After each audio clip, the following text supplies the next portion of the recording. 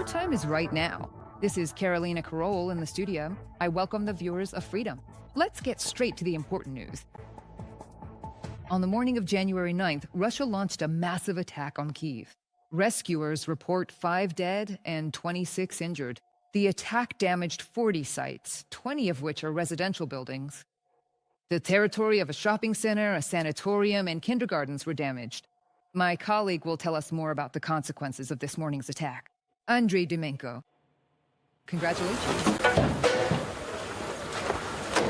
On the morning of January 9th, Russia struck Kyiv with several waves of combined shelling. Among the victims was a paramedic who had arrived to help those injured after the first drone attack in one of the city's districts. A Russian drone hit a high-rise building. Apartments from the 9th to the 11th floor were affected. Fragments also damaged a warehouse and a store. Local residents are banding together to help each other, says the building concierge. At first, there was a small explosion. It was quiet like this. And then there was one so strong, everything just... Where did it explode? Wait a second. Over there, that's where it was. And all the walls started shaking. After a while, people started running over, coming to see what happened. Then, after some time, there was another explosion, but it seemed to go off somewhere behind that gate. And they were shooting at it, firing at it, somewhere above the playground, but it looks like nothing worked out. And then over there, above the store, all the windows on that side just shattered. Local residents are documenting the damage together with the housing complex management and the police. Law enforcement, rescue workers, and medics are working at the scene. They also came under Russian shelling.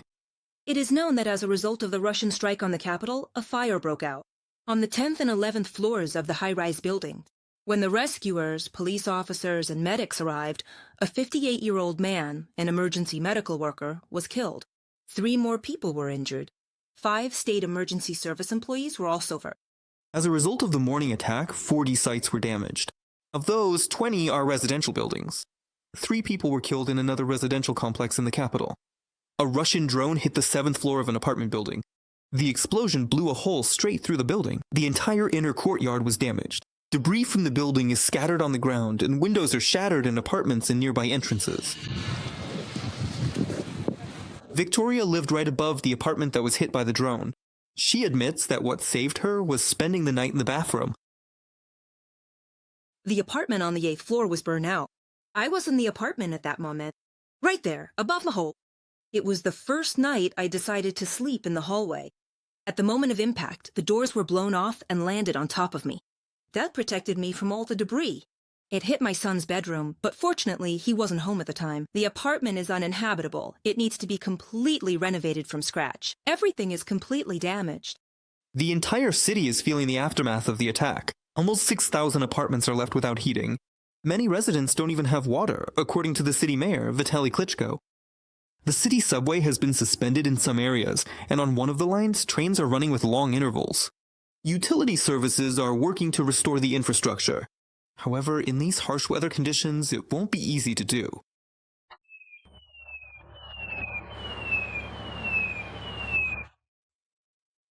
The esteemed mayor, during a recent public address at the City Hall, officially stated and confirmed the information to the gathered audience. He emphasized that Russia's strike is a blatant violation of the Vienna Convention, and it's a reminder that Russia's cruelty knows no bounds. Sabiga called on the Gulf countries to respond through diplomatic channels and publicly to Russia's irresponsible and dangerous actions. On the night of January 9th, Russian occupiers in Kyiv deliberately targeted boiler houses in different districts of the capital. This is energy terrorism, declared Ukrainian Prime Minister Yulia Sviridenko. She reported that she had already received briefings on the elimination of the consequences of yet another massive Russian shelling. For almost 5 hours, Russia shelled Kyiv and other cities. They mainly targeted civilian infrastructure and residential buildings. Emergency crews are now working to restore power supply. In some districts of Kyiv, there are disruptions in electricity and water supply due to damage to substations, power lines, and generation facilities. Work is ongoing to reconnect more than 500,000 consumers. Emergency hourly power outages are being enforced, and their duration is also affected by the drop in air temperature. This time, the enemy deliberately targeted a district heating plant. This is energy terrorism and an attempt to turn winter into a weapon. Because of the attack, Slavotich has lost power. Energy workers are already restoring electricity for about 3,000 customers. In the Chernihiv region, at the same time, due to bad weather, we are seeing power outages in certain settlements in most regions. Yulia Sviridenko, Prime Minister of Ukraine, Facebook. In Ukraine, consumers in more than 1,000 settlements have been left without electricity. Settlements. According to Ukrenergo, the largest number of power outages has been recorded in the Kyiv and Chernihiv regions. Also, due to Russian shelling, consumers in the Donetsk region are without power. Everywhere the security situation allows, emergency rescue operations have already begun. After the Russian shelling of the Kyiv region, 4 people were rescued, a family from the Brovary district, mother, father, grandmother, and a 5-year-old child. The people were pulled from the rubble and given medical assistance. All of them were hospitalized. Fires broke out in residential buildings and outbuildings, not only in the Brovary district, but also in the Obukiv and Borispil district. Rescuers extinguished fires at 11 locations. As a result of Russian attacks on the Zaporizhia and Kherson regions, 3 people were killed. Another 11 were injured, including 2 children. This was reported by local authorities. Over the past day, Russian forces struck 24 settlements in the Zaporizhia region, and in Kherson, dozens of settlements came under attack. Russian troops shelled critical infrastructure and residential neighborhoods, damaging apartment buildings, private homes, and a gas pipeline. 1 woman was killed and 24 people, including 6 children, were injured. As a result of a combined Russian attack on Kryvyi Rih on the morning of January 8th, the city was hit by attack drones, and closer to evening, Russian forces launched 2 Iskander-M missiles, which struck a residential area. Watch the report to learn about the consequences of yet another cynical shelling by the Russian army. 2 explosions went off within a few minutes in Kryvyi Rih at around 5 in the evening on January 8th. At that moment, Sergei was at work. When he found out that the epicenter of the Russian missile strike was his street, he immediately ran home to his children. He says no one was hurt, but the apartment is no longer fit to live in. Bathroom, the wall cracked, there were no windows, and the ceiling collapsed. Everything in the bedroom was blown out too. The cabinets are pierced and everything else as well. In the morning, Sergei came to the house to collect whatever belongings survived. He says he doesn't know what to do next. The car parked under the windows was also damaged. There, the black Lanos. My father's car is completely wrecked. The building where Sergei lived was already attacked by Russia back in November 2024. Back then, a missile destroyed one of the entrances. A woman and her 3 small children died under the rubble. 11 people were injured. 35 neighboring houses were damaged. After the previous attack, part of the building was dismantled and the residents were relocated. People continued to live in the surviving entrances. On January 8th, a missile struck the building again. As a result of the strike with 2 missiles on the residential neighborhood, 36 apartment buildings were damaged. 10 of them suffered destruction, and 1 was almost completely destroyed. The windows were blown out both in the apartments and in the entrances, and cars were damaged as well. A 77-year-old woman was killed. 24 people were injured, including 6 children. 17 of the injured remain in hospitals, and doctors are still fighting for the life of one of them. The victims suffered shrapnel wounds and concussions as a result of the explosion. When a blast wave with increased pressure damages the ears, it causes a concussion. It's a mild injury, but sometimes it requires hospitalization. The gas pipeline and heating networks were also damaged by the attack. Since last night, 20 utility crews have been working in the city to help eliminate the consequences of the missile strike. All necessary materials are being provided to residents of the damaged buildings. And temporary housing will be offered. Natalia Husak from the Dnipropetrovsk region for...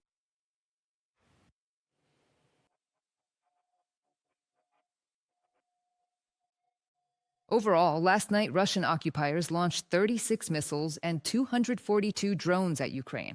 Air Defense Forces shot down or suppressed 244 aerial targets, including 226 UAVs, 8 Iskander ballistic missiles, and 10 Caliber cruise missiles. In the Lviv region, it's been confirmed that due to Russia's missile attack, on the night of January 9th in the town of Rudno, the automatic gas safety system was triggered, leaving more than 370 homes without gas supply. This was reported by Maxim Kazitsky, head of the Lviv Regional Military Administration. Work to restore gas supply is currently ongoing. According to the mayor of Lviv, Andriy Sadavoy, this was not an accident, but rather the safety system was triggered by the shockwave. Specialists are on site inspecting the equipment. After that, the gas will be supplied, Sadovia clarified. The Minister of Foreign Affairs of the Czech Republic, Petr Metinka, arrived in Kyiv on his first official visit. Due to weather conditions and the massive shelling by the Russian army, the diplomat arrived at the railway station with a delay. The minister was accompanied to Ukraine by Philip Turok. He is a deputy and the deputy chairman of the Czech Committee on Foreign Affairs.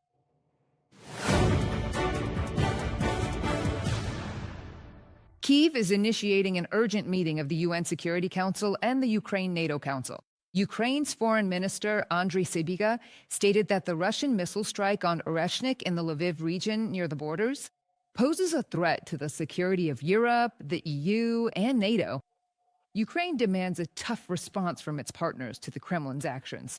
Sybiga also noted that Moscow's justification, allegedly that the shelling of Oreshnik was a response to an imaginary attack on the residents Of Putin.